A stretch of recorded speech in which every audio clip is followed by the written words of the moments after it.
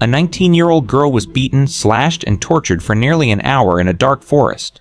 1 hour of pain, despair, and terror, stretching out minute by minute with no end in sight. Her body had a symbol carved into her chest. Part of her skull was removed as a keepsake. An act so cold, brutal, and vicious that it shocked even seasoned investigators. And the person responsible for all of it was only 18 years old. Not 25, not 30, 18. She wasn't a stranger, she was her dorm mate. They studied together, lived together, and left the room together that dark night. January 12, 1995, Knoxville, Tennessee, near the University of Tennessee. 4 people left the Job Corps dormitory around 8 p.m. They said they were going into the woods to find marijuana, a simple plant. A night that seemed ordinary, with no one imagining it would end in one of the most horrific and shocking cases of its time.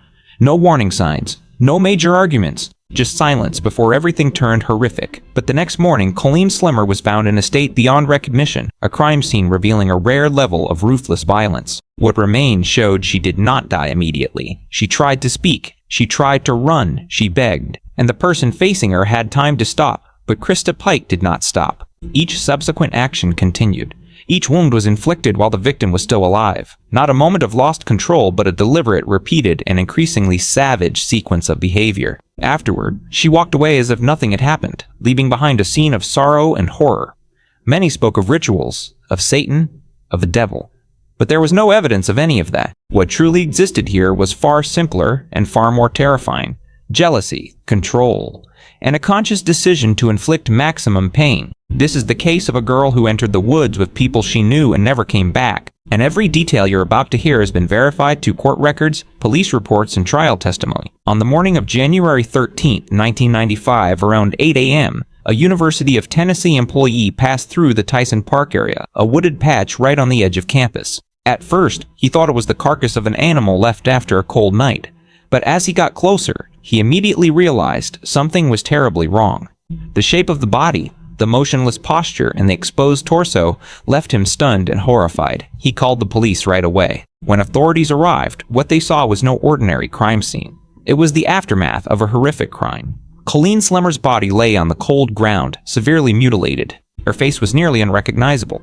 Her skull had been crushed by repeated heavy blows, destroying the bone structure extensively. Initial investigators even struggled to identify her facial features accurately. Her neck showed multiple deep cuts, not a single decisive slash, but layers of overlapping wounds, indicating repeated attacks that grew worse over time. These cuts were not meant to kill quickly. They were prolonged abuse, inflicting extreme pain on the victim. On her chest, a pentagram symbol was clearly carved into the flesh. This was no random scratch. It was a deliberate act that required time and control. The carving was deep enough to leave a permanent mark, showing the perpetrator paused to do this while the victim was still alive. Colleen's entire body bore signs of torture. Wounds appeared in various places with varying severity, from bruises caused by beating to deep cuts from sharp objects. Some wounds had begun to clot, while others were still fresh, indicating they were inflicted over an extended period, not in a single attack. The subsequent forensic report confirmed a detail that shocked even experienced investigators. Colleen did not die immediately. Many wounds were inflicted while her heart was still beating, meaning she endured the entire process of abuse and torture while conscious. She was restrained, beaten, slashed, and forced to suffer until her body could no longer resist. Signs on the body showed she tried to move, tried to dodge, but failed. The crime was estimated to have lasted nearly an hour. 60 minutes is a long time in a violent assault. It showed the behavior was not impulsive but a continuous sequence of actions, repeated and escalating in severity. At the scene, investigators also found another unusual detail. A portion of the victim's skull was missing. Additionally, Colleen's personal identification papers were gone from the scene. The absence of both identifying items and part of her body indicated the perpetrator not only committed the crime, but also took steps afterward to conceal and control the scene. There were no signs the perpetrator left in a hurry. Instead, the scene showed prolongation, repetition, and gradually increasing brutality over time. Investigators noted this was not a quick execution, but a prolonged process of inflicting pain, where each action added to the escalating horror of the crime. On the morning of January 13, 1995, after leaving the Tyson Park crime scene, investigators quickly returned to the Job Corps dormitory to reconstruct the final hours before Colleen Slimmer disappeared. According to the sign-out log, around 87 Mile, on January 12, 1995, 4 people left the dormitory together: Krista Pike, 18 years old, to Daryl Shipp, 17 years old, Daryl Shipp, 17 years old, Shadola Peterson, and Colleen Slemmer. There was no sign of coercion, no recorded arguments. They left as a group of acquaintances, just like many times before. However, by around 10:10 p.m. that night, only 3 returned. Colleen was missing. Her absence did not draw immediate attention, but in the context of a body just found nearby, it quickly became the starting point of the investigation. When questioned, those involved gave inconsistent explanations, raising further suspicion. Among them, Krista Pike began to draw special attention from investigators, not only because she was the last seen with the victim, but also due to her abnormal behavior afterward. On January 13th, just hours after the body was discovered, Pike returned to the area near the crime scene. This action did not stem from panic or searching, but resembled an attempt to revisit the site of the crime.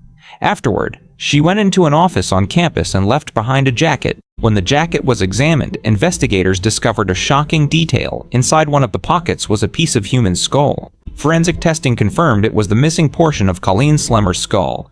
This was direct, clear, and irrefutable evidence linking Pike to the scene. Within just 36 hours of the body's discovery, police arrested Krista Pike, along with Daryl Shipp and Shadola Peterson. During questioning, Pike quickly waived her right to remain silent. Instead, she began recounting what had happened. Her confession was later documented in a 42-page statement detailing the entire sequence of events on the night of January 12th. She not only admitted being at the scene, but also directly admitted participating in the attack and torture of the victim. What Pike described matched the wounds found on Colleen's body and at the scene, reinforcing the credibility of her statement. In addition to the confession, physical evidence continued to be collected. The jeans Pike wore that night were tested and found to have the victim's blood on them. DNA testing confirmed the blood belonged to Colleen Slemmer. This was crucial evidence showing Pike was not only present, but had direct physical contact with the victim during the crime. Furthermore, Pike led investigators back to the Tyson Park scene, pointing out the exact location of the attack. She also took them to a nearby Texaco gas station, where the group had discarded the victim's personal papers after leaving the scene. Police recovered Colleen's identification cards there, confirming additional intentional efforts to destroy evidence. These details showed that after committing the horrific crime, the perpetrator did not fall into a state of uncontrolled panic. Instead, they carried out a series of actions to cover up what had happened. Pike and her accomplices used mud to wipe blood off their clothing, attempting to obscure clear traces of the attack. They disposed of the victim's identification to hinder identification. Then they returned to the dormitory and resumed normal activities, without reporting the incident, without searching for the victim, and without any immediate signs of concern or remorse. This chain of behavior did not reflect someone who had just experienced an uncontrollable outburst. It reflected someone fully aware of what they had done and trying to minimize the consequences. After investigators gathered sufficient statements and physical evidence, the motive for the crime began to emerge clearly. Krista Pike believed Colleen Slemmer was trying to pursue her boyfriend, Daryl Shipp. This suspicion did not come from a direct admission or clear evidence at the time, but mainly from personal feelings and insecurity in the relationship. However, during the investigation, Shipp later admitted that when Pike had left Knoxville to go home earlier, he had been intimate with Colleen. Notably, Pike had no confirmed information about this before the crime occurred. She acted on suspicion, not on verified fact. This very point made her response even more horrific, as it showed the decision to use violence did not require evidence, only sufficiently intense emotion. People who knew Pike described her as having possessive tendencies in relationships. She not only wanted to maintain her relationship with Shipp, but also to fully control everything around him. When she felt her position was threatened, Pike's reaction did not stop at ordinary jealousy, but quickly turned into thoughts of eliminating the person she believed was the cause. Before the crime, Pike had told her friend Kim Ilulo that she would kill Colleen. This was not a vague or impulsive remark. It was a clear statement of intent, made before any action took place. This detail showed the decision had formed in advance, not emerging in the moment. The way Pike carried out the plan also showed preparation. She lured Colleen into the woods with an offer to share marijuana she claimed to have hidden there. This was a convincing enough reason to bring the victim to an isolated location with no passers-by and no chance of intervention. Colleen went along because she believed it was a normal activity among acquaintances. The choice of location, timing, and approach to the victim all showed Pike did not act randomly. She created a situation that placed the victim in the most vulnerable position possible. During the investigation, the Satanic element was mentioned as part of the story, mainly through prior statements by Pike and Shipp about human sacrifice. Additionally, police found a book related to Satan in Shipp's room. These details initially led the case to be viewed as ritual-related. However, upon closer analysis, there was no evidence of any actual ritual being performed, no religious sequence of actions, no preparation according to any specific belief system. The pentagram on the victim's body appeared but was not accompanied by any other ritual elements. It did not play a central role in the crime's progression, but was merely an added detail during the violence.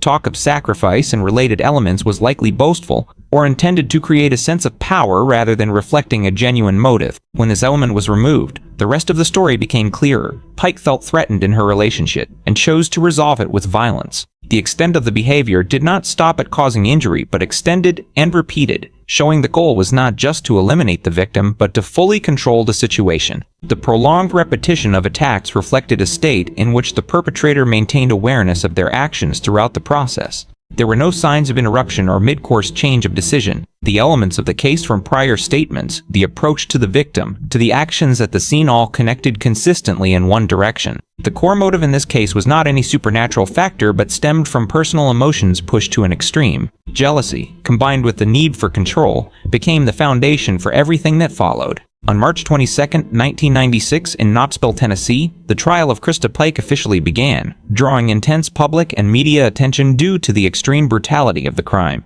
Right from the opening statements, prosecutor Bill Crabtree focused on the nature of the conduct, describing it as a heinous, atrocious crime not just because of the victim's death, but because of the way that death was inflicted. He emphasized that this was not a quick killing or a momentary loss of control, but a prolonged process in which the victim endured significant pain over a considerable period of time. To support this argument, the prosecution systematically presented the evidence gathered during the investigation. The first key focus was Pike's 42-page confession, in which she detailed exactly what happened on the night of January 12, 1995. The contents not only confirmed her presence at the scene, but also admitted her direct role in attacking the victim. The details in her statement matched the wounds on Colleen Slimmer's body, from the locations of the injuries to the methods used, making the confession one of the most critical pieces of evidence. In addition, physical exhibits were introduced in court. The piece of skull found in Pike's jacket was presented as direct evidence linking the perpetrator to the crime scene. The clothing Pike wore that night, especially the jeans stained with the victim's blood,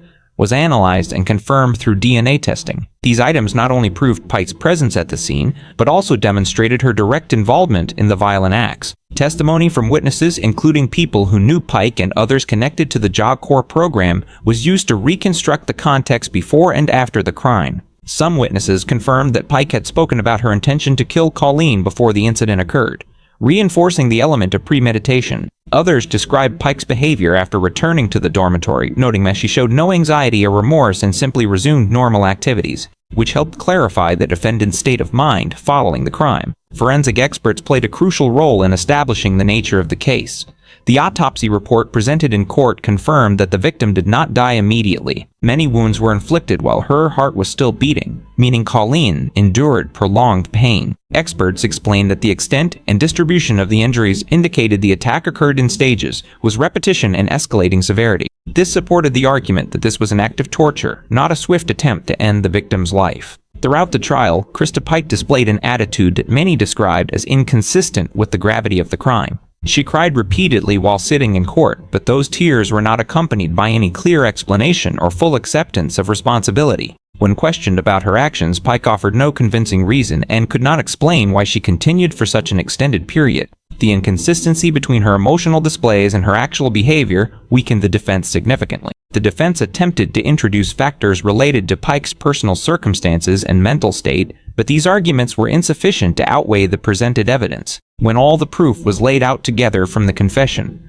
physical evidence, witness testimony, to the forensic report, the overall picture became unmistakable. After closing arguments concluded, the jury was instructed to retire and begin deliberations. In a case of such severity, many expected the process to take a long time. However, the jury reached a decision in just a few hours. The short deliberation time reflected the clarity of the evidence and the unanimity of their assessment. Upon returning to the courtroom, they announced that Krista Pike was guilty of first-degree murder. One phrase repeatedly cited afterward was "angel face, devil heart," used to describe the stark contrast between the defendant's appearance and the action she had committed. This observation was not merely figurative. It reflected how the jury viewed the entire case, an extraordinarily brutal act carried out by someone with no outward sign of such danger. The jury found Krista Pike guilty of first-degree murder, and the trial moved into the sentencing phase on March 22, 1996, in Knoxville, Tennessee. Given the extreme seriousness of the case, particularly the prolonged torture and the level of brutality evidenced by the forensic findings, the punishment was considered at the highest level. Ultimately, the court sentenced Krista Pike to death. With this sentence, Pike became one of the youngest female inmates in modern U.S. history to receive the death penalty at just 20 years old. The decision reflected not only the severity of the crime, but also the fact that the judge and jury found no mitigating factors sufficient to alter the nature of her conduct. Meanwhile, her accomplices received varying sentences based on their level of involvement. Daryl Shipp was sentenced to life imprisonment, with the possibility of future parole consideration. Shidala Peterson, who cooperated with investigators and provided testimony against Pike and Shipp, received a lighter sentence for offenses related to aiding after the crime occurred. This disparity demonstrated that the legal system clearly distinguished each individual's role in the case. When the death sentence was pronounced, Krista Pike's reaction did not convey remorse or full awareness of what had happened. She offered no direct apology to the victim's family and showed no clear acknowledgement of personal responsibility. Instead, her emotional displays in court remained vague, unaccompanied by any reasonable explanation for the chain of events. The absence of a clear expression of accountability left many in the courtroom, including the victim's family, feeling that the defendant had not adequately recognized the gravity of her actions. After the trial, once transferred to death row, Pike continued to view the case in an unchanged manner. In a letter later documented and sent to Daryl Shipp, she expressed no regret, but instead focused on justifying her behavior. In the letter, she described causing Colleen's death as an act done to end it more quickly, rather than allowing the victim to continue suffering. This phrasing did not reflect awareness of the brutality involved. Instead, it revealed a distorted perspective in which prolonged infliction of pain was framed as a form of mercy. The letter was signed with the phrase, "Lil Devil," a detail that drew attention not for its symbolism but because it showed how Pike still perceived herself after the crime. Using that signature in the context of a freshly imposed death sentence conveyed no repentance or reform.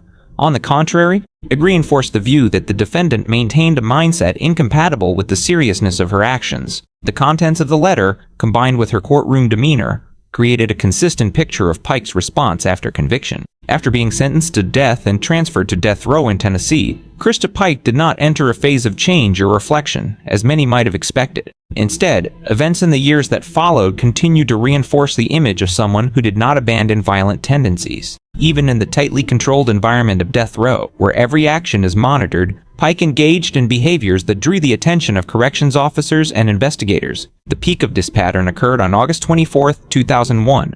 On that day, Pike attacked a fellow inmate named Patricia Jones. The assault was not a minor scuffle or momentary conflict. Pike attempted to strangle Jones for a sufficient duration to bring her close to death.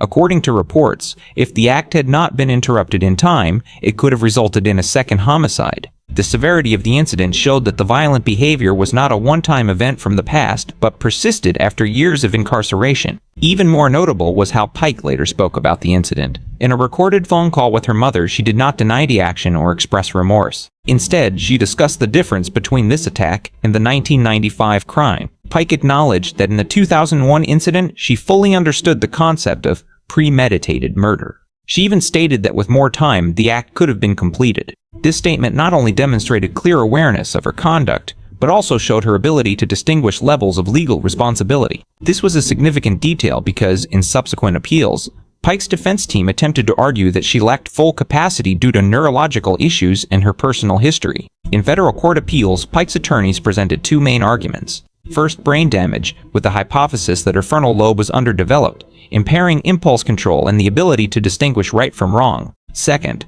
a violent childhood involving abuse and an unstable family environment claimed to have contributed to her later behavior. Expert witnesses testified that these factors could have impacted Pike's psychological development. However, after reviewing the entire case record, the federal court did not accept these arguments as grounds to alter the sentence. Key considerations included the level of detail in her original confession, along with her subsequent actions, including the 2001 attack. These showed Pike's ability to understand her conduct and its legal consequences. Her ability to differentiate premeditated murder and the later phone call further undermined claims of diminished capacity. The court concluded that while personal circumstances may have existed, they were insufficient to negate responsibility for her actions. Therefore, all appeals were denied and the death sentence was upheld. As of the present time, Krista Pike remains incarcerated on Tennessee's death row, with an execution date set for September 30th, 2026. The sentence has not yet been carried out, but all legal efforts to change the outcome have failed. Pike's case continues to be referenced many years later, not only because of the initial crime's brutality, but also because her behavior has shown no change over time. Looking back at the entire sequence of events from the night of January 12, 1995 through the investigation, the trial, and what happened after conviction, elements such as rituals or the devil played no central role in this case. There was no evidence that any belief system or ritual guided her actions. Instead, the core factors that ran throughout were jealousy, the need for control, and conscious decisions. It was this combination that led to the initial violence and continued to manifest in the years that followed. Don't forget to subscribe to the channel to follow more true crime cases analyzed in detail and accurately like this.